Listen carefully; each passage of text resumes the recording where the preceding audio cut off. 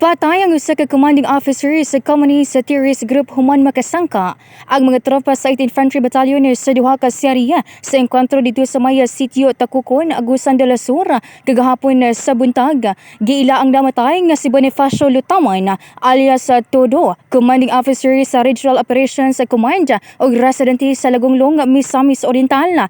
Matod ni Lieutenant Colonel George Halyurana, commanding officer sa 8th Infantry Battalion, unang miulbo ang nagsangka kaniadtong alas 8:30 sa buntag ug gisundan pa sa ikaduhang engkwentro bandang alas 11:30 samtang gigukod sa mga sundalo ang miatras nga grupo. This is the result of our combat operations. Nagkaroon ng encounter kahapon, dalawang series of encounters sa umaga, at yun ang result na kuha natin dito si Tado. Ang kanyang position ay siya yung commanding officer ng Regional Operations Command ng NCMRC. So mataas yung kanyang position. Dugay na nga gipanid-an sa militar ang grupo ni Todo sa mga dapit ug pinaagi sa tabang sa intelligence information na tultulan ang inesaktong nahimutangan ni ini nga mirisota sa ka meeting engagement na recover sa dapit nga nahitabuan ang usa ka M16A1 rifle nga gipaniiyahan kuno sa napatay nga rebelde. Gibutyag ni Halyurana nga dunapay 14 ka mga sakop sa grupo ang parayong ginagukod sa hiniusang puwersa sa 4th ug 402nd Brigade.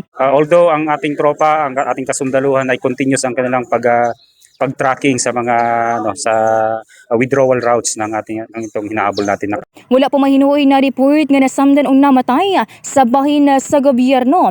Ang pagkaila ni Todo na kumpirma pinaagi sa tabang sa makaning rebelde. Nagato ang militar nga ang kamatay ni Todo sa kadakong kapildihan sa liderato sa teroristang grupo ug makatabang aron hingpit nga madeklarar nga insurgency free ang Bukidnon kung man-neutralize na ang mga nahibilin nga lider sa maong pundok. Wala tayong casualty. Ang ating kasundaluhan ay safe. We are very optimistic na ma-meet natin yung timeline na binigay sa atin ng higher headquarters. Meron pang naiwan doon ang secretary ng NCMR. So I hope itong dalawa na naiwan, we can say na kapag na-neutralize natin itong dalawang leadership na naiwan, we can say that Bukidnon will be declared insurgency free. Mao kinaang pamahayag ni Lieutenant Colonel George Halyurana, commanding officer sa 8th Infantry Battalion. Nanuka dini sa Bombo Radyo Malaybalay Bukidnon. Para sa Bombo Network News, ito si Bombo Janavar Ribas and this is Bombo Radyo Philippines, the #1 and most trusted source of news and information. Basta Radyo, Bombo!